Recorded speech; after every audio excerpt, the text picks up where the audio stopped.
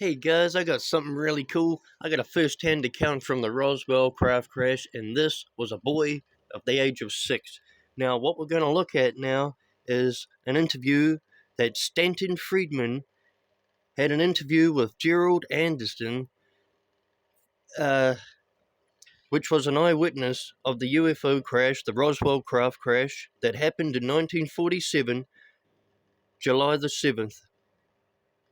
This interview was taken place in July the 24th of 1991. Here we go, guys. I'll try and tune it up. This is Stanton Friedman. I'm a nuclear physicist with a very strong interest in flying saucers. I'm in Kansas City, Missouri on July 24th, 1991. I'm here to do an interview with Gerald Anderson, a very important witness with regard to the recovery of a crashed flying saucer in New Mexico in July 1947. We have just had a visit with a polygraph examiner who says he has seen no evidence of deception. This is after spending several hours with myself and Gerald, mostly with Gerald. A full report will be forthcoming. So with that, we will talk to Gerald Anderson. Here we go, guys. I can only play 5 minutes of this. I want you to look up Stanton Friedman and this interview with Gerald Anderson. State your name, please. My name is Gerald Anderson.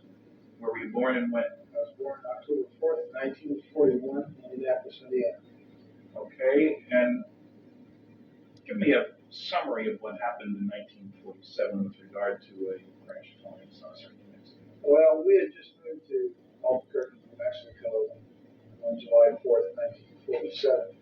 This was approximately, it was the day before we went out on the plains of San Augustine with my Uncle Ted, my cousin Victor, my father, my brother Glenn, and myself. We drove down to the plains of San Augustine, which is west of Socorro, New Mexico, in the Magdalena Daddle area. And we were down there looking for banded and moss agate, which, according to my Uncle Ted and my cousin Victor, was prevalent in the area. My brother being an amateur rock hound, and wanted to get some of this. And it was a way of showing us around the area. And they had relatives down in Magdalena that they wanted to introduce us to. So we had gone down there, and we got down in the Horse Springs area and had driven off onto the plains down an old rutted road for a mile or so. And it seemed like a long ways. We parked the car, got out of the car, and walked down a hillside of the semi forest, I guess you could say. It had pinon trees and scrub oak and stuff like that on it. And we walked to, well, not scrub oak, to cedar.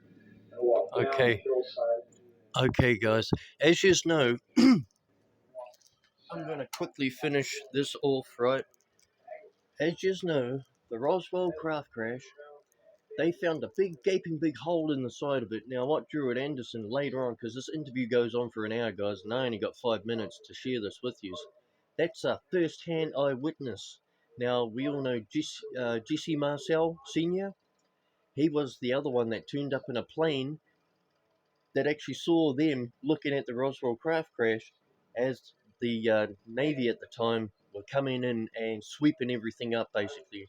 A lot of technology came from that craft, guys. A lot of stuff that we use that a lot of you don't even realize that we use today in our everyday life. You know, fiber optics, the lenses and welding masks that changed, that they found that the Greys had, those black things in their eyes. Yeah, that's what they do. So they self-level light out. So there was a lot of things that came out of that craft, guys. And so Gerald Anderson, he was ushered off, and his family were ushered off. Everybody was, by the military.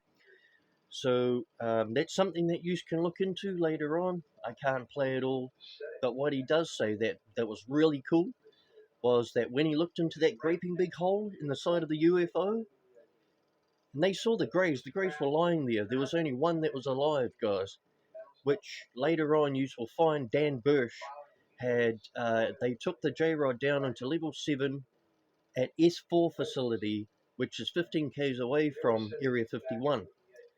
It's over in Papoose Lake, and they built out levels, right? Down in the bottom, in level 7, they had the clean sphere, and they had the J-Rod down there. And so Dan Bursch, you can look him up as well, and he's got an awesome story. Now, if you want to find out the continuum of this as well, that Linda Moulton Howe actually has, or has just recently done, another interview with people and so forth too, talking about the Roswell craft crash, because there wasn't only that one, there was 3. Pretty freaky, huh? We only just keep talking about one. So anyway, a lot of technology came out of there, guys. Even our own channel chips that we use in our stereos and stuff, it's all been reverse engineered so that we can use it in our own stuff. Pretty cool stuff, right? I think I'm at the end of my 5 minutes, guys. I am.